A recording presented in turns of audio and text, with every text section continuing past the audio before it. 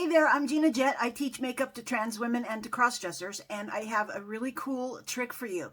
Do you happen to have one of these palettes or a bunch of brightly colored eyeshadows that you never use because they look too tacky? So you don't have to throw them away. You can still use them. I'm going to show you a really cool trick. So I'm going to grab a color that I would normally never use on myself or probably anyone else unless they were paying me to do drag makeup. I'm going to grab some of this green. You can use blue, purple, orange, any color that you want. So notice how when you put it on, look how bright it is. It's like you would never wear that, right? You would never just go out into the world with this crazy bright color. No, you wouldn't. But one thing you can do to take it down quite a bit is put some brown down first. So just grab any kind of brown, medium to dark. I'm going to use this little sponge wand here.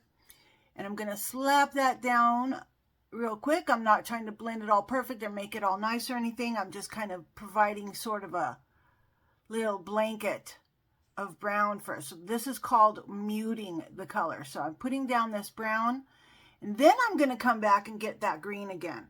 Now that I've put it on, look how smoky and nice and muted it is. Now it's palatable. Now you can wear it. We want to be able to wear our bright colors. And by the way, I'm not done, of course. I've run out of time, but you can blend this up a little bit to look a little softer, a little bit smoother.